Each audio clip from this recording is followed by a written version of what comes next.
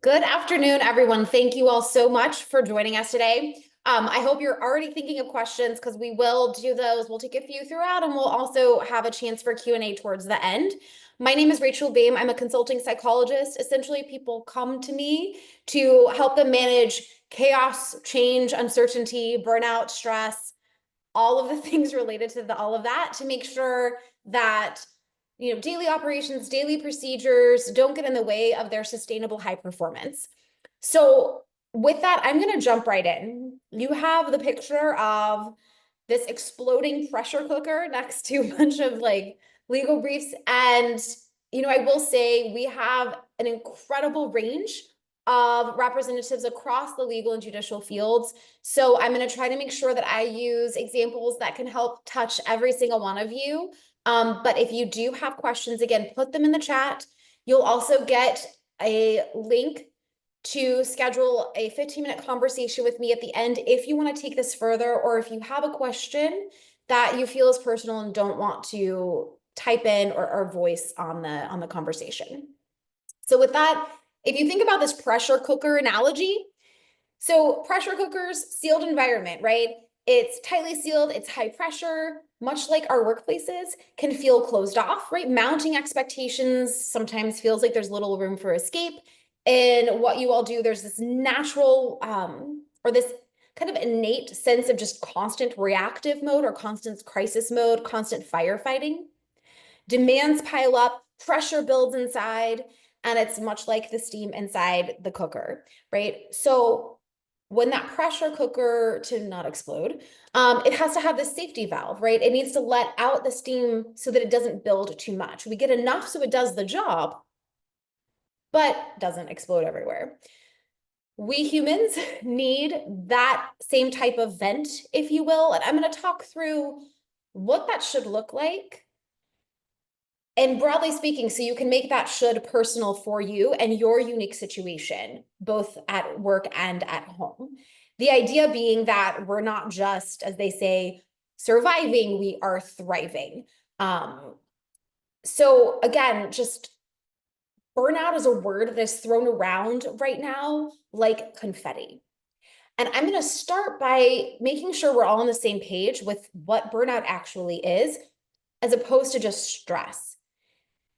And the reason this is important, the reason it's not just semantics, is because when we want to solve the problem, I don't know about you all, but I like to solve a problem once if I can. I find it's cheaper and it takes less emotional strain to just solve it, as opposed to kind of putting these band-aids down, band-aids on the problem.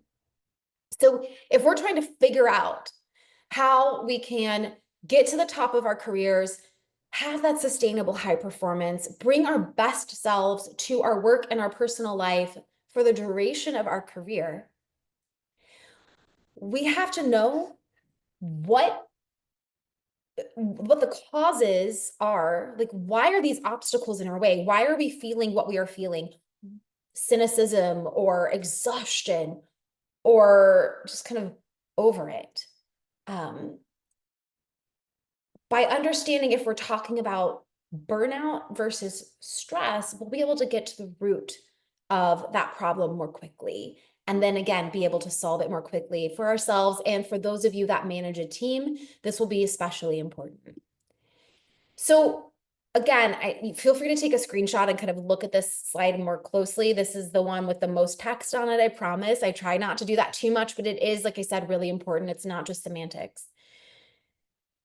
There's acute stress and chronic stress, right? Good stress and bad stress. And then there's burnout. And they share kind of these symptoms. They share some effects, but again, the root cause is different, right? So high level stress, acute stress, chronic stress, that can come from anything, anywhere. Burnout is very specific to the workplace. Burnout is a workplace phenomenon. It is the result of systemic issues, maybe in the industry broadly, but definitely in the workplace.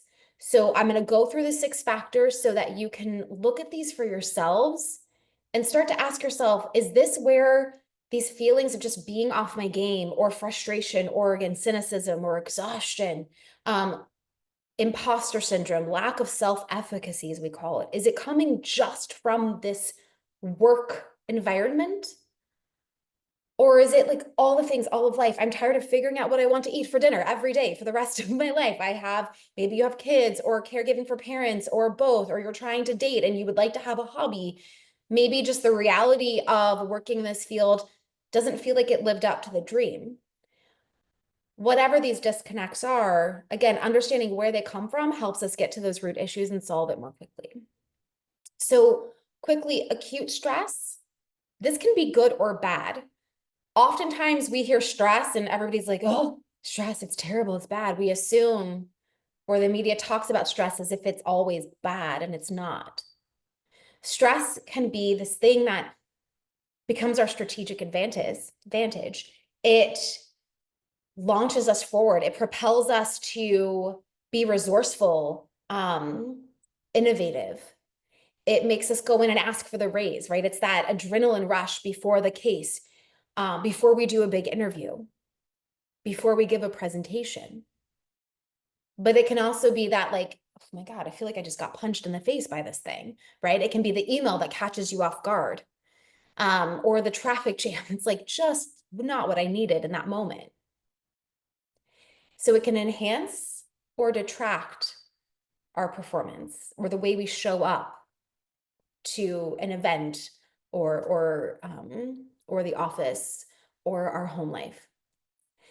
Chronic stress happens when that acute stress just builds and builds and builds and builds and builds without that release valve, right? And then burnout again is these 6 factors. So let's go over those 6 factors. And what I want to kind of give you some context for this discussion is, for this slide, is for those of you that manage teams, you can look at this not just for yourself, but how am I creating this culture? Where can I make some shifts to people's experience, daily experience in the workplace? If you are not managing teams or feel like you have no decision making or no authority around creating culture in your organization, that is okay. You can still take something from this slide. You can use this as a checklist for yourself, right? So everybody can get something from this discussion. It's going to be self. And then for those that have the ability to shape culture, it's self and team, self and organization. So research has shown that there are these 6 drivers of burnout across industries, across organizations. And I'm going to break through. Workload doesn't just mean hours worked or amount of work. It's, do you have to be high emotion? I see this a lot with sales individuals or litigation, right? But also suppression of emotion, also the same for judicials, for court administrators, for court staff. Like, you're subject to some, potentially traumatic testimony, and you have to suppress those emotions and then deal with them later. So it's, what is the nature of work? Are you overemployed? Meaning you just, like, you were promoted without the training, or you don't feel like you have the skills to meet the job, or you were bored out of your mind because you don't feel like your skills are being fully utilized. And then control. So I'm going to go through each of these and then I'm going to give you some examples. So control is autonomy. It's decision-making authority. Reward and recognition is not just the paycheck, but it's, do you feel appreciated? Do you feel like what you are doing is making a difference? Community is belonging, right? Fairness. Do you feel like policies, promotions, hiring, procedures, rewards and recognitions are done fairly? And then values, and in the legal space, this can be a couple of things, right? It's the value alignment between yourself and the organization, between what the organization says its values are and that lived experience. So is it just on the wall, or is it truly part of the practice of working there? The values between you and your client, right? So for example, say an in-house counsel with workload, right? And I'm sure you can all think of examples right now, but I'm just going to go through them. So let's say frequently faces demands from multiple departments, urgent contract reviews, compliance deadlines, other people not realizing that their job is to also give you the documentation to do the work. So you're constantly waiting and then hurry up to wait, all while managing the risk for the entire organization, right? And oftentimes with a very small legal team. So the litigator during trial prep, 80+ hour weeks, balancing discovery and depositions and client meetings and last minute motions. And just, again, that constant firefighting leads to exhaustion and very little personal time during those periods. In the control bucket, an example might be with a public defender who has very little control over the number of types of cases that they're assigned, overwhelming caseloads, limited resources, and they kind of just have to go down the track that they are given. Managing partners with the control, right, feel like if they're balancing the practice with also the administrative tasks, maybe they're solo practice for now, they haven't been able to bring on anybody, or they're struggling to delegate, right? There's firm politics to navigate, clients and colleagues and maybe fractional staff. So that can lead to the sense, again, that they just have zero control over their daily decision making. Judges with community, they can experience personal isolation due to those restrictions on socializing. And there's just kind of a solitary nature to decision making, or to those seats that they hold. A new associate may struggle to integrate into the firm culture. There can be a lot of animosity for those who are on the partner track, trying to kind of get through that up or out, if that is part of that culture still in the firm. And I can go on if you want more specific examples for what might be happening in your organization, please feel free to reach out to me. But I think you all get the idea, right? Just someone just saying thank you for the work, that extra effort, right? I'll tell people all the time, thank you is free. Thank you is free. Another, a colleague said that he used to ask in his firm when he was building firm cultures, are we creating the pay structure that supports us to do the best work for our client, or encourages the best work for our client? Meaning billable hours versus kind of set rates. Meaning, are we encouraging animosity and competition and lack of community, lack of sense of fairness by subscribing to that up or out? So sometimes you can look too at what is our benefits and like payment structures, and how is that reflecting the culture that we want? Or how is that hitting each of these 6 drivers? So I'd love, throw this in the chat if you have experienced any of these, and you don't have to say if it's like where you are now, you can just be very like, yep, experienced it, or no, I haven't, but I've seen this in my colleagues.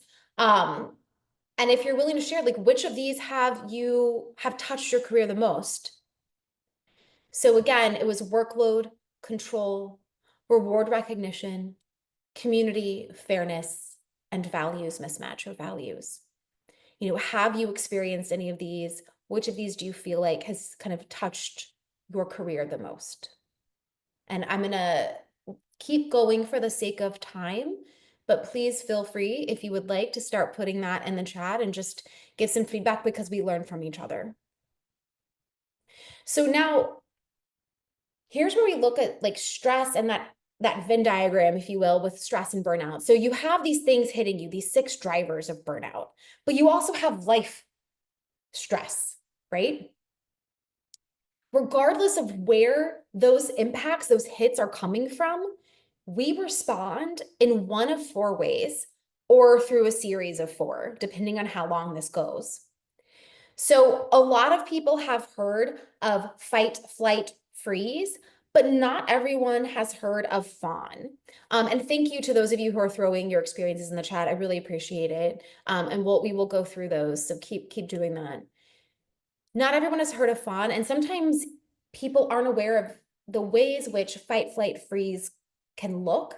So it makes it hard to recognize in ourselves and other people. And that can really impact emotional intelligence and decision making and the way we communicate with ourselves and loved ones or clients. So let's break this down, right?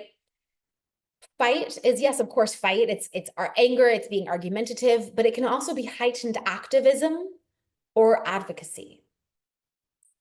It can be aggressive communication, hypervigilance and over preparedness. So just clinging to, but it has to be done this way. Flight, avoidance of threats or emotions, disconnecting from others, isolating, disengaging from news or social media, immersing yourselves in distractions. You know, it's the oftentimes I more see this with women. We kind of like, I'm gonna just hide in the shower or hide in the bathroom, you know. It's kind of, again, that running away, that avoidance. And then there's the freeze, feeling stuck, unable to make decisions, emotional numbness or detachment, maintaining routines, not in a hypervigilance control sort of way, but just kind of going through the motions. So more of a robotic. Difficulty processing complex information. And then fawn, I kind of call it sometimes the chameleon. It's over compliance to avoid conflict. It's prioritizing others' emotions over the self, but also adapting your opinions to fit in. Constant seeking of approval. So if you want to think about it as if we were animals in the wild, right? The fight is like, I'm going to fight back against the aggressor. I'm going to run away. I'm going to play dead. Or I'm going to go, don't attack me. I'm just like you. So what does that look like for you? Which of those four do you think you go into first or typically, like most often? I will share that, you know, when I'm feeling kind of confident on an issue, even if I'm feeling stressed, if it's an area where I feel like, okay, this is kind of in my wheelhouse, this is my bailiwick, I will do the fight. But if it's an area where I don't feel that level of authority or I don't feel as confident, I fawn. I don't usually freeze or flee unless the other two have kind of exhausted themselves. And then I do what some of you may do, which is, let me see if I can say it without stumbling. It's kind of a blend of productive procrastination. So you can call it productination if you want, where it's like, I should be doing that, but you know what? Let me just go reorganize that garage, right? My closet really needs to be sorted through. So we feel like we're doing something, but it's not really what we should be doing. So I'm going to just leave this up for one more second while we get a few more comments on which of those four do you feel like you start with or tend to fall into when you are feeling stressed out?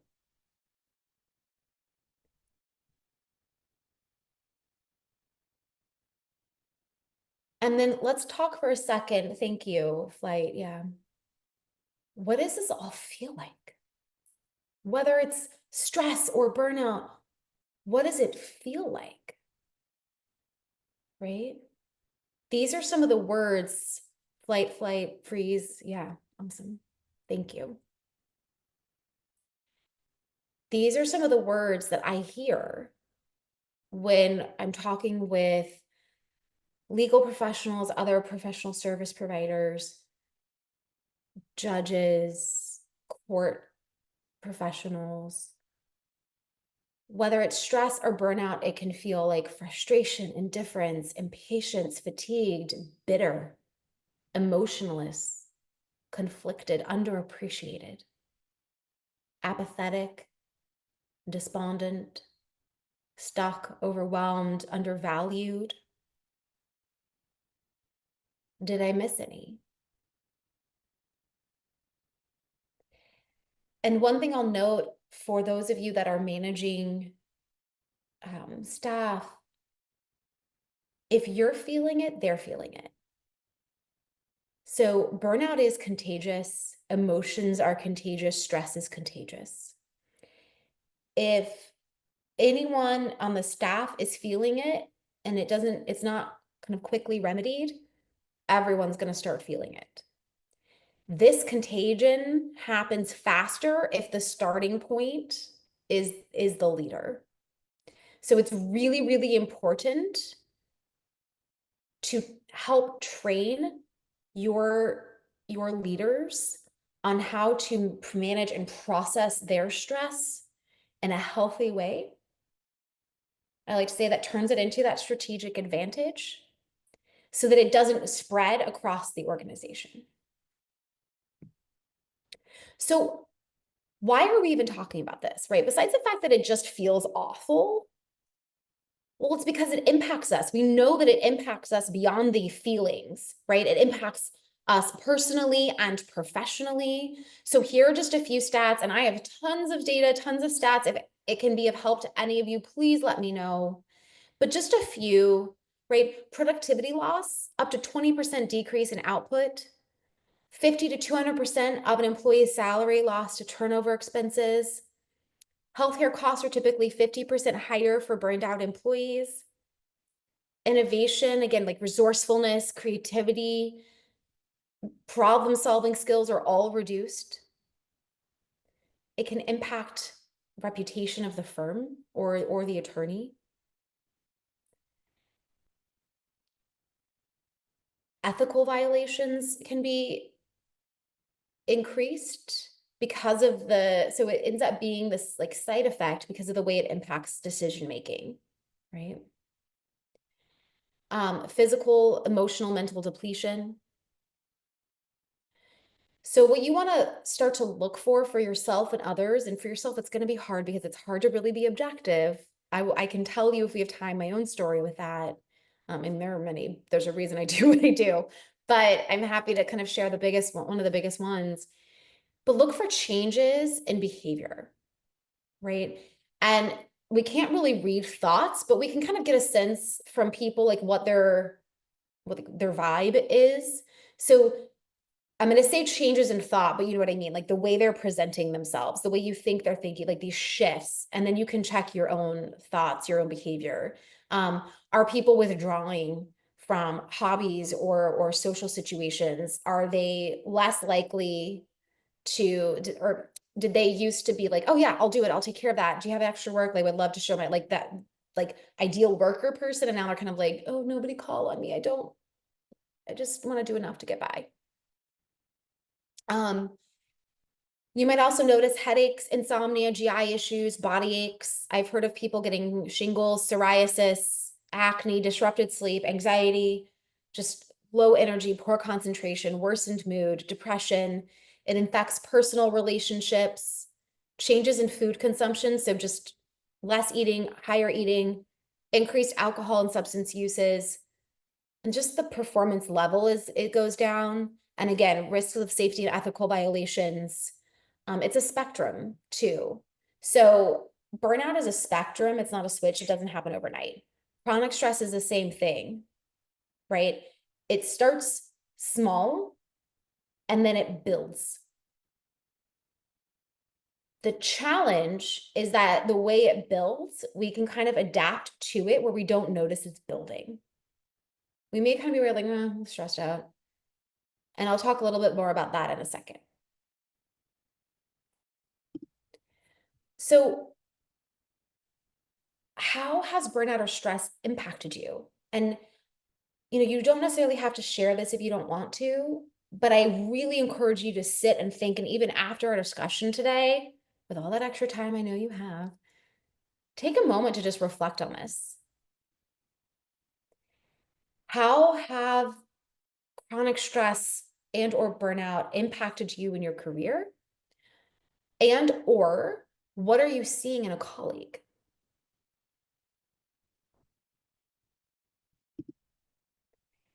And then that begs the question of like, what do we do, right?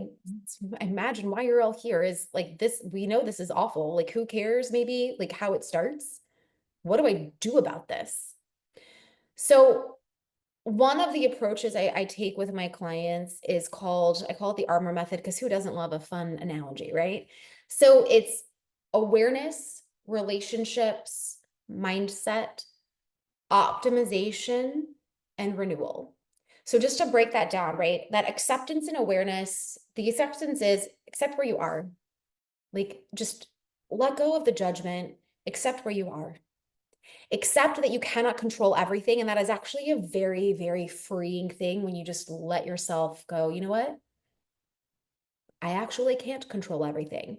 And I say this as someone who used to really love control. Sometimes still do. Accept that you can't do everything. Again, something that initially might, I don't want to accept that, but can be really freeing when you get to the other side. The self-awareness piece is recognizing your strengths and your weaknesses, just the all the parts of you. This helps you build kind of the ability to regulate your emotions, to have empathy with others, to understand your values. And I think we sometimes miss the mark when we tell people, what are your values and priorities? What's your mission? Because I feel like it implies that it should be like etched in stone, and that's just kind of your guiding light forever. And that's not true. We all have different chapters, if you will, of our story, of our career, and our life overall, or like holistically.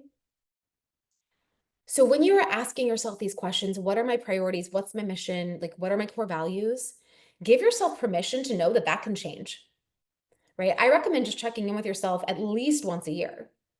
What is the priority for this year? Is it like, I'm on the partner track and I am going for it and I am ready to do it? And like other things are just going to have to be sacrificed, but I'm going to check in with myself a year from now and make sure that that's still something that I want to do. And remember that changing your mind is not quitting. That was a very painful, expensive lesson for me to learn. But changing your mind is not quitting. But you have to check in with yourself. Otherwise, you just kind of keep going in the path that you are on. And that's when we have, people that I work with who they're in their 60s, they're suddenly like, wow, the last 40 years, I don't know that I've enjoyed it. You can work hard and still enjoy it, right? So it's not a choice between the two. So what are your priorities right now in this period of your life? The relationship kind of ties to that, right? It's your relationship with yourself and others.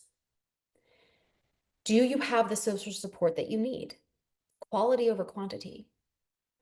What are your interpersonal skills, your empathy skills, right? This emotional intelligence that we hear about a lot.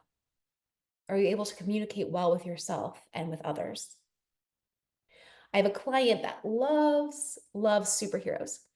So how we approach this for her is she kind of thought of herself as, okay, if I was a superhero, what are my strengths? What are my weaknesses, right? The kryptonite. And then who's on my Justice League? Who do I go to for what? Like, what are their strengths and weaknesses, right? Like, I'll give you, like, I have a very wonderful family. I'm very lucky. So my mom, my dad, my brother, my sister, they're all in my Justice League. But there are things I'm going to go to, like for my brother, that I don't necessarily go to for somebody else on that list. And same thing, like I'm going to tell my sister stuff I'm not going to tell my mom. So and then you have friends, and then you have like colleagues, and then you have people that are like, I don't actually need that person in my life anymore. And we have to be aware of that. Or there might be people where you wish that was the case, but you do have to still engage with them. So how can you protect yourself? And this is where we would go off into boundary setting and boundary enforcement. But it starts by being aware of what relationships you have, what you need, where they can be better, and how you can be better for them. The mindset is a growth mindset versus a fixed, meaning, are failures the end of the road for you? Is it like a terminal disease? Or is it, okay, found another way not to do that, right? Is it, ooh, that was 100 ways to get me to the one way, right? Is it a turning point? Is it a launching pad? Can you fail forward? then optimization is where everyone wants to start. And without the foundation of the other three, this is often why those optimization strategies, right? Habit change and goal setting and resolutions, they kind of fail because you haven't gotten to know yourself and been honest about what you really need and what you're ready for, what you have time for, et cetera, right? Who you can lean on for support and accountability. But the optimization is where you might look at, all right, what are my goals? How do I get there? What are my habits? What's working for me? What's working not for me? What are my routines? Right? And then the renewal, release that valve, right? That pressure cooker valve. We all need periods of recharge, of renewal, of breaks, of rest. You had a client that said after the first couple of sessions, she's like, I finally realized I have to love myself to give myself permission to rest. Because she was going non-stop throughout her whole career. You have to release that pressure valve. And you can take, a couple of little breaks throughout the workday. They're called micro breaks. It can be very simple. You can play a phone game. Go get water, say hi to somebody. I don't care. It doesn't matter. Don't do it. Just something that's not like work. Just take a breath. And then those kind of, okay, like this weekend, I'm going to treat it like a weekend. And then, oh, okay, like I'm going to take my vacation time, right? So micro, meso, macro, if you like that terminology, very short, medium, longer breaks. Kind of just had that release button. Now I say all of that. That is what you do. Easier said than done, right? So why do we kick the can down the road? Why don't we change? Right? If I said, if nothing else, do this, I will tell you that if nothing else, just start asking yourself, what am I feeling and why? What am I feeling and why? But a lot of you, and I like it pains me to say it, but I have been there. A lot of you aren't going to start doing this right away. And and it is not a reflection of who you are. It's just like the nature of what we are up against. So I'm going to tell you what to look out for and hope that maybe it speeds along that desire, that ability, that readiness for change, right? So those early warning signs of chronic stress or even burnout, they don't run around the room or run in your head and go, hey, burnout's coming. I know you only did this once, but if you do it like 10 more times, like there's not really a way to gauge that or know that. And again, it's really hard to be objective for ourselves, right? But again, look out for changes in thoughts or behaviors. Constant fatigue, cynicism or detachment, decreased productivity, physical symptoms. When you start making trade-offs with your personal time, your priorities,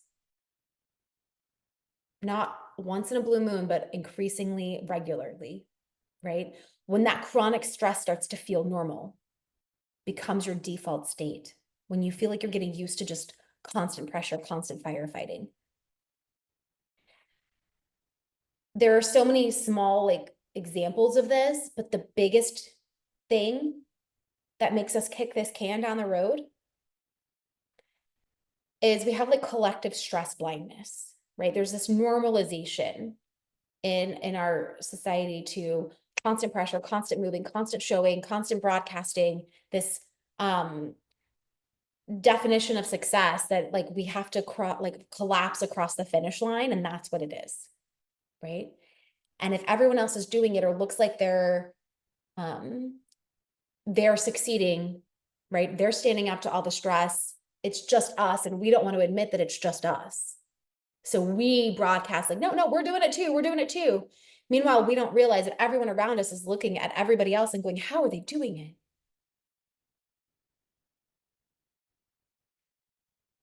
So if you can just remind yourself that other people are probably feeling what you're feeling, that maybe it's not normal to think adulthood is just terrible, right? There's a lot of funny memes, but just because that is common doesn't mean it's normal. right? Just because it's common doesn't mean it's normal. Yes, so the armor analogy was awareness, relationships, mindset, optimism, and renewal. So which of these have you caught yourself doing? This kind of kicking the can down the road. Sorry, that question should have been more specific, right? We all kind of kick that can, right? So there's no judgment. But what do you feel like has prevented you from taking action to kind of manage the stress, prevent the burnout? And it may be like, I feel like it's a my choice thing, but it may be like my firm makes it impossible. There's no judgment. There is no right or wrong. This is really meant to be a reflective question for you. And then a way for us to learn from each other. And I'm going to give you a second while I type in that acronym.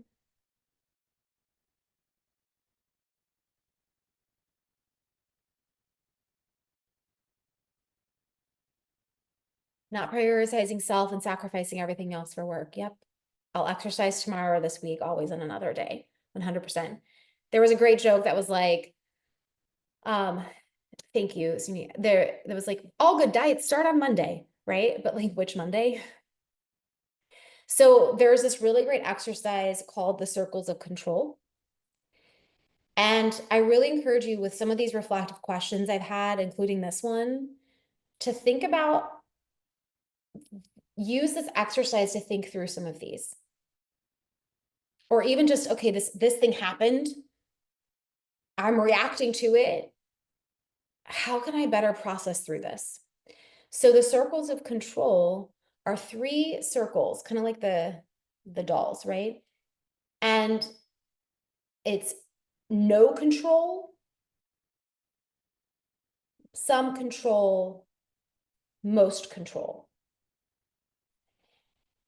And a lot of our stress, anxiety, discomfort, all of those things happen because we're hanging out in the like no control, some control, instead of what we have the most control over. So as you go through this, right, like fill out, take the thing, ask yourself, what do I have no control over about this? What do I have some control over? What do I have the most control over? All right, what can I focus on within the most control? Can I break down the some control, no control stuff into even smaller bits? And maybe some of those I actually have control over. Maybe I have more options than I thought. So you can use that to kind of tease apart situations that you find yourself ruminating on. Yeah, I'll take that vacation the next time. Yeah. Or I'll work on vacation. And then you come back and you're even more frustrated, more cynical. So I have a question for all of you to just hopefully remember. Feel free to screenshot this. What's more important to you? Your teeth or your brain, your heart, your lungs? And I am not saying that teeth are not important, but what I am saying is that you can live without them. And yet I guarantee every single one of you,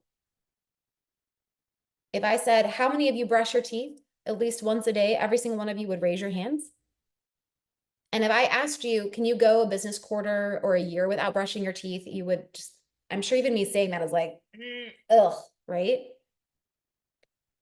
We have done an incredible job as a society normalizing like diligent preventive care for our teeth, and a very bad job at doing diligent preventive care to protect our minds, our hearts, our lungs. So I would encourage you to think about that. Because the costs of chronic stress, burnout, they are high. They are high for your firm in terms of all of those KPIs that I share as a business owner, right? but they are also high for ourselves and the people that we care about who are connected to us, who feel those impacts, right?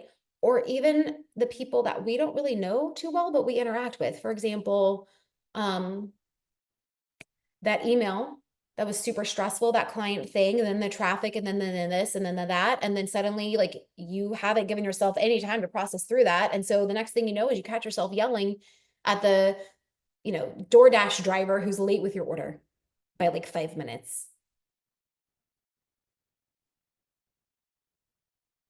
Emotions are contagious. We broadcast that energy, right?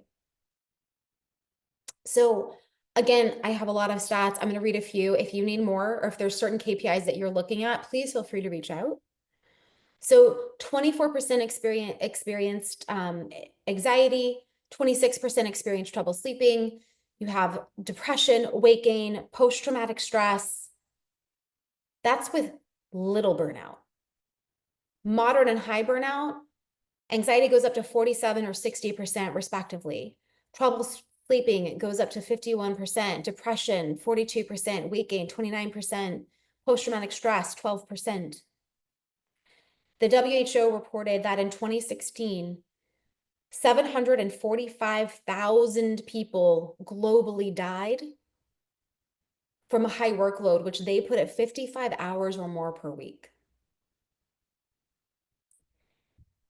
Another stat that people usually like to have, because it really helps them with that, making that case of cognitive rest, is that when you are awake for 17 hours, you have the cognitive skill equivalent of somebody with a blood alcohol of 0.05%. 24 hours is 0.10. And that's from CDC and NIOSH.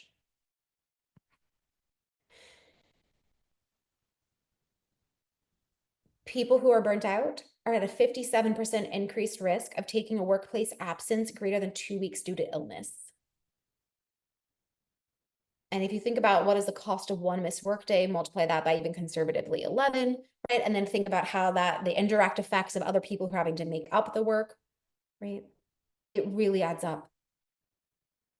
120,000 deaths each year in the United States alone, OSHA contributes to stress and burnout, job stress and burnout. Job stress, not just life stress. So the costs are huge, right? More specific to attorneys, and for those who aren't attorneys who are in the legal profession, unfortunately, there is not as many statistics. I would love to, if you want to help change that, I would love to work with you. But this will give us an idea, right? I mentioned some, but Bloomberg Law had a really great attorney survey, well-being survey out in 2024 that showed that 42% said their well-being had not changed in the past year or so, despite these increased discussions. So at least there's awareness, but we need to do better at the change. 22% said it's slightly worsened, 4% significantly worsened. 48% said that they felt burned out all the time, and that was highest for the 25 to 34-year-olds, with 58% of them. So where does that leave us? As we kind of start to sum up, I'm going to give you a few more things, and then we'll get to that Q&A. But I want to make sure you know that you're not alone. Like, we had over 200 people register for today. You are not alone.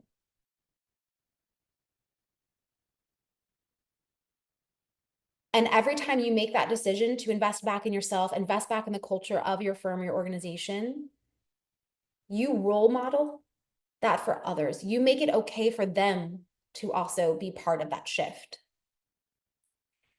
Now, if you remember nothing else from today, I hope it's that one, common and normal aren't the same thing. And two, that I personally think work-life balance is dumb. I've not found anybody that felt that term was helpful.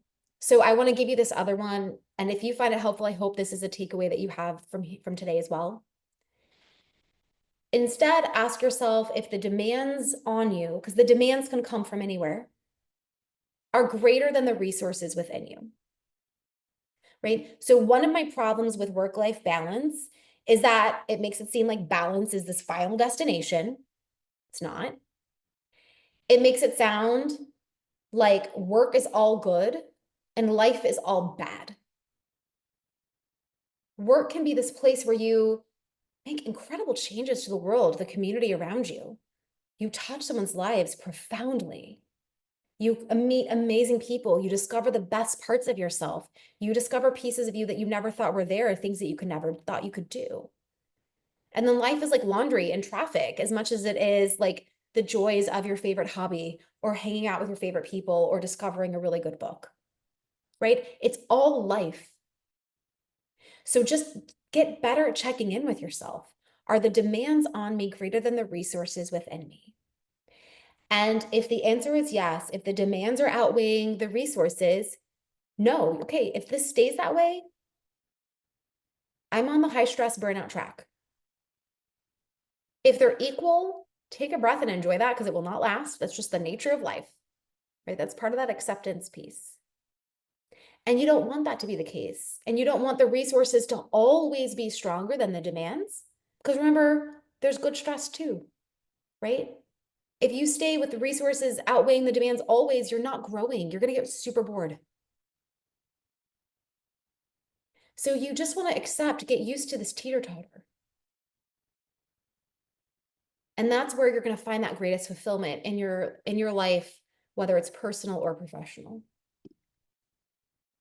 So again, if nothing else, do this. Find ways to release that pressure. Regularly use that release valve, right? Healthy coping mechanisms. It will help you stay productive. It will help you prevent that stress from building up. It'll help you adjust those 6 factors in the workplace. And now I'm going to throw one question at you before I let you throw questions at me. What is one thing, you can think very small, 1% difference. What is one thing that you will do differently coming out of the conversation today? And if you feel comfortable throwing in the chat, I would love to hear it. You can email me too if you don't, or you can just write it down. What is one thing you will do differently today? And then importantly, what's going to remind you to do it, right? What's going to be that cue? What is going to remind you to do it? Now, you will get an email with the resources from today. You're going to get an email, and in that email will also include the link that this QR code is attached to. So if for some reason you can't scan it right now, that's fine. If you fall into one of 3 categories, scan it and we'll hop on a call. It'll be 15 minutes, call or Zoom. If you have a question that you don't want to ask today, that it feels too personal, or you're like, this was great, but like, how the heck do I apply it for my situation? Like, you need to get more specific and you're ready to get more specific. Schedule that call. I kind of cleared out some pieces of my schedule to give that to you all. So that's one. If you're like, I think we need like help, not with me, but with the organization, and you want to look at that layer, so not a personal, but an organizational, feel free to use that QR code. Third, if you are part of an organization, a membership organization, and you're like, those people need to hear this too, colleagues need to hear this, I'm happy to chat with you about that as well. So I love it. Be kinder and more patient. Awesome. Go for a short work outside to decompress. Awesome. I'm so glad this was helpful. So feel free to use that QR code again. You're going to get the URL. And with that, keep posting in the chat, but I would also love to take your questions if any have come in or are starting to come in where you felt like we need to go more in depth. Anything that you want to, I guess, as we're saying now, double click on. And I'm going to look up the questions as well.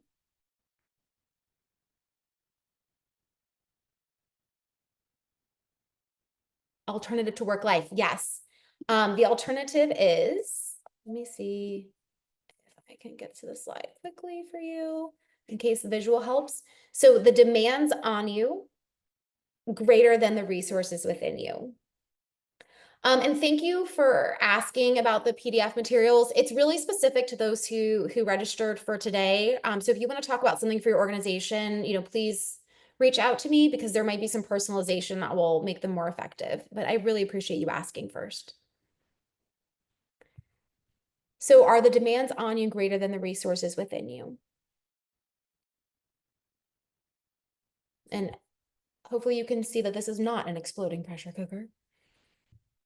You are so welcome. I'm glad today was helpful. Any other questions, things that you need repeated, that you need better explained?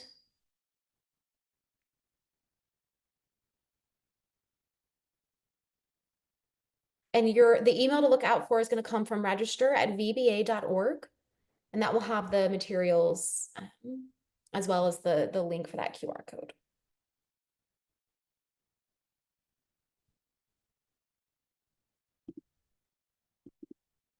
There we go. Okay. Oh, yes, my personal story. I mean, there are several, but the one that I was thinking of is, so I've actually never shared this, so this will be interesting. So you guys know now kind of one of the the main area I talk about, right? So you would think that I have it all figured out, but I do this because not because I'm perfect, right? So I am one of the people that got stress shingles. Um, and if you would ask me at that time, like, well, are things stressful for you? No, because I'm supposed to be the person that can better manage stress because I teach people how to do it. And I was like, no, I'm fine. Like I'm doing my routines, like I got it, like I'm working out, like I'm not skipping other things, but I wasn't pausing effectively.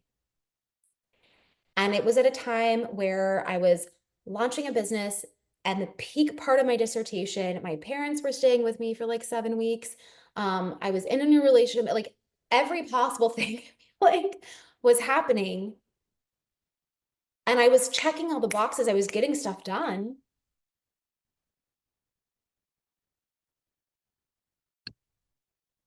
But, sometimes a fish doesn't realize it's in water.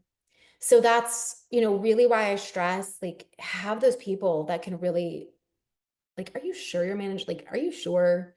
Right? That can really help you, or that objective person, that coach, that therapist, whatever, who can even use an assessment to help you see that objective data that it's hard for you to see in the moment. How do you handle burnout if you're in a tiny firm with a huge caseload? Taylor, I would love to discuss that with you offline just for the sake of time. There are a few things you can do, but some of them might be very specific to your firm. But some things you can look at are, how do you automate different tasks? Are there certain fractional people that you can use? So it would become around a change management initiative. So certain technology changes, processy changes to see what type of burnout you're looking at, right? Like where within that huge caseload is causing the issue. Any helpful tips to manage the feelings of uncertainty in the current political climate? Yeah, the world feels very heavy for many people right now. And if you can just a couple of things, if you can remember one, now I'm talking like people. So I was going to say, remember that we're all on the same side. Everybody's on your side. And what I mean by that is, you and your colleagues are on the same side. You're on the client side, right? I truly believe that everybody comes to work wanting to do their best work. Everybody comes to your family relationship wanting to be the best family unit. Like I truly, truly believe that it is human nature to just keep striving to be our best. So within your world, right? Remember that we are all coming to this with shared goals. How can you focus on those shared goals? How can you teach others? And I'm happy to chat with you about doing that, on what those signs of stress are and help them get better at recognizing their stress responses, their stress signatures. improving that communication, that sense of understanding, just taking a breath. One of my favorite quotes is from Viktor Frankl, right? And apologize for those who know it verbatim. For some reason, I always struggle with the verbatim, but it's between stimulus and response. There's that space, and in that space is our power to choose. And that's that choice, that moment where we can react or we can respond. And if you can get better at noticing that pause, it will really advance your ability to manage the current situation as it affecting you, helping others better manage it as it's affecting them, keep it from impacting the firm, right? That whether it's the business unit or the firm overall or your family unit. And then dare I be so bold as to say, if we were all doing that, the ripple effects across the broader communities in which we live would improve too, right? Paul, thank you for that. What do you do when management will not let you take the foot off the gas and you see burnout coming? If you feel like outside of that work, like there's no way for you to do something for yourself, right? You truly feel like you are out of resources or out of options to find moments where you can take the foot off the gas. And I mean moments. If you feel like, right, so there's gonna be periods where all of us have to like sprint uphill, but we should be allowed to recognize when we're at the top of the hill and we can like take a minute before we go to the next one, right? If you feel like that is just not possible, then, and they'll probably hate me for saying this, but you have to ask yourself if this is still in the period of your life that you're in, the place that you need to be. And that's a choice I had to make. It is not an easy choice, but it is a choice that is worth at least exploring if you feel like you were in that position. And that's where I would recommend you look through kind of among other exercises, right? The no control, some control, most control. How to tell the difference between burnout and laziness. You can probably tell for yourself if you are feeling, I would imagine anyone who's in this field is not lazy, quite frankly. Sometimes um,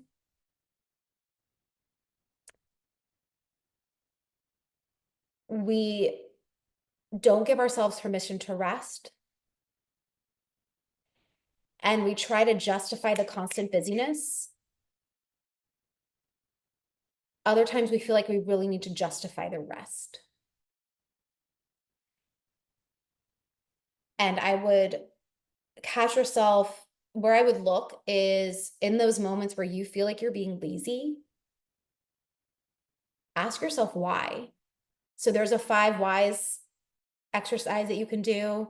Why do I feel that way? Well, why do I feel that way? Well, why does it even matter? Right? And we can peel it apart and get to that root issue. I'll tell you, I really struggled with giving myself permission to rest for a number of reasons, which would take up more time than we have left because I want to get to that one last question that came in. But happy other Rachel to kind of go through that if you would like on another conversation. But how I stop that and still catch myself doing it and stop that is like, okay, this is what I'm feeling. This is what I'm telling myself. How true is that really? Where is that coming from? Like, just get really curious about what are you thinking and feeling and why? And you'll be able to start getting to that answer. Now, that awareness may not make it easy for you to change like that, but it will help you convey the support that you need to maybe that objective outside person. Like, hey, I've already done this work. Here's what I feel like is going on. And then they can help you implement change. And then just the last one, because we're kind of closing out here. What do you recommend to do when stress turns into paralysis? Take the first, like, what is the very first small step? Right. And the shortest answer in the time that we have left is, how can you break eat the elephant one bite at a time, right? Smallest piece, or, look at it like Mary Poppins, right? How can you make it more fun, right? So smallest piece first, just take that first step, or how can you make this super duper fun? And you'll be more likely to take that next step.